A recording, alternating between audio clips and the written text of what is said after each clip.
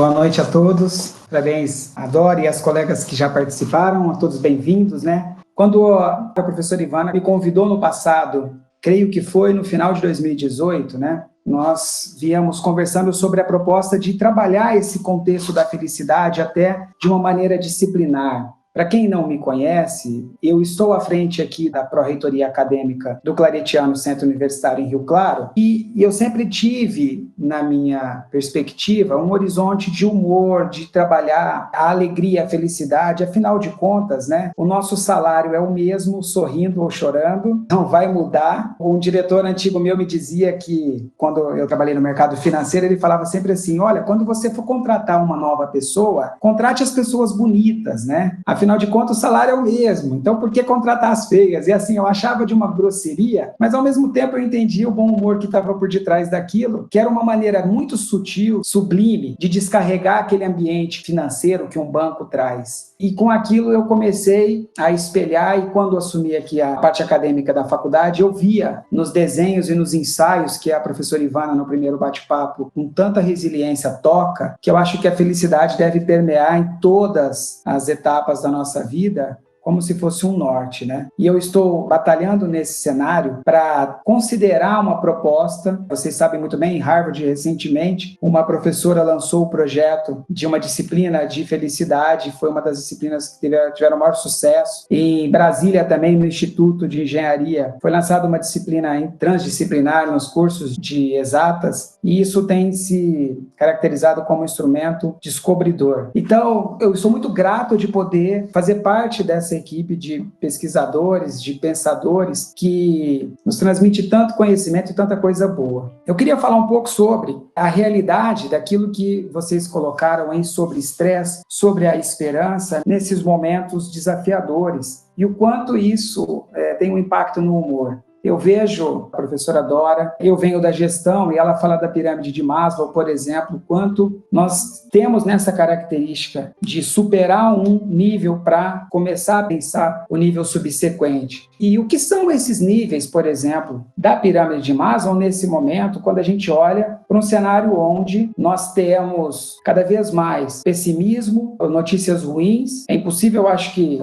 eu não tenho visto muito noticiário, porque o que eu tentei assistir no início da pandemia foi suficiente para me garantir de que a TV não é um ambiente saudável, né? Então, por fim, a professora Patrícia, quando trabalha essa questão da esperança, ela apresentou muito bem esse tema. Então, eu leio um pouco mais as lentes do que a Ivana comenta, e eu falo que o humor me parece ser a única alternativa que, no contexto do medo, se apresenta como algo relevante. Freud já dizia que o humor é a maior manifestação dos mecanismos de adaptação de um indivíduo, que é no humor que a gente reage como resposta nesse cenário tão desafiador que nós estamos. Portanto, eu brinco assim que um sorriso não custa nada, uma piada não custa nada, embora a sociedade esteja doente, até mesmo para o humor, como uma ferramenta, como um instrumento, né, dessa realidade. E a gente vê até um movimento mostrando a questão dos memes. Esses dias eu estava aqui em casa, eu tenho um casal de filho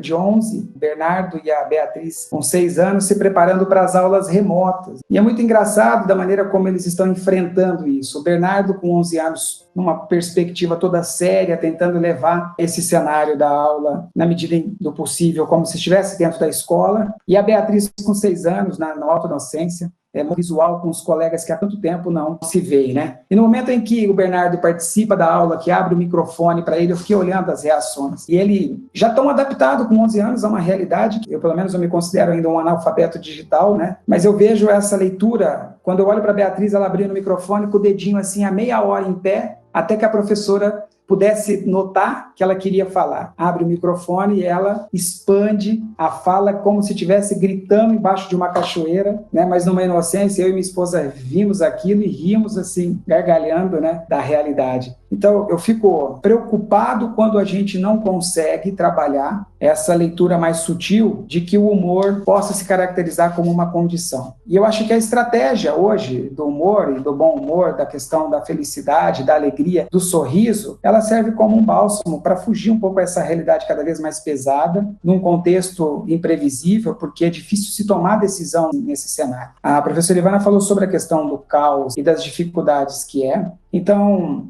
É uma maneira leve de se interpretar essa realidade de um isolamento que afeta a sanidade nossa, né? Embora estejamos vivendo no presente sem tentar nos prender ao passado, é inegável o quanto a gente já pensa no futuro, nesse mundo pós-pandemia, nesse cenário que se abre, que é um cenário muito nebuloso, e numa recessão econômica, numa crise política, né? Esses dias eu vi uma declaração aí de um governante, que eu não quero nem entrar no meio político, mas falando de acusar toda a questão da China, né? Desse vírus ter saído da China, e de teorias da conspiração que surgem a partir desse cenário, numa guerra sombria que se vem. Eu fico realmente apreensivo. Eu não sei depois como a Ivana vai abrir essa discussão, mas a preocupação da desinformação, da indústria do fake news, do comodismo do confinamento para aquelas classes sociais que têm condição de se confinar. E nós, no Brasil, a gente está observando que não dá para comparar a realidade nossa com qualquer outra realidade europeia, americana, qualquer que seja.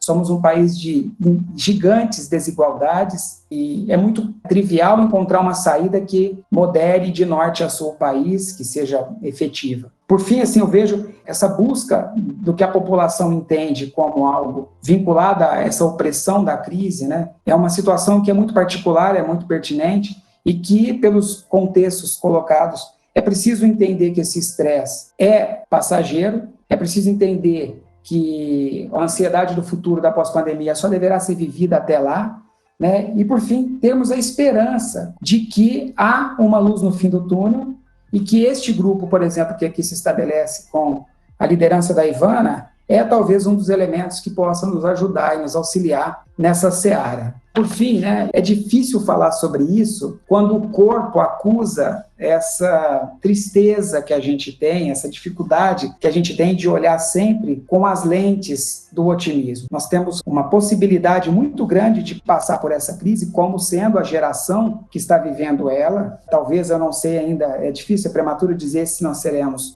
agraciados por ter vivido isso e dado resposta positiva, ou se nós seremos punidos por ter sido condenados a vivenciar e a experienciar essa realidade de um planeta realmente em crise, né? Então, a carência que a gente sofre, a empatia que a gente precisa ter, a compaixão em relação a essa leitura de uma série de questões que hoje a gente é bombardeado. Então, se compara, por exemplo, mortes e o contexto da saúde com a economia, se compara países, se compara tudo. Eu sempre fui adepto de que a comparação nunca é uma coisa bacana, mesmo no humor. Comparação serve para muitas coisas, mas, eventualmente, para contextualizar nesse tempo, eu acho que nós temos que ser bastante singular e ter nessa leitura um olhar de compaixão, de serenidade, para que a gente possa ter resiliência, que é, na verdade, uma grande companheira da felicidade, né? Persistir nesse caminho, tentar lutar e ver um horizonte melhor ali na frente. Obrigado mais uma vez, Ivana. Obrigado também a todos que estão aí conosco hoje.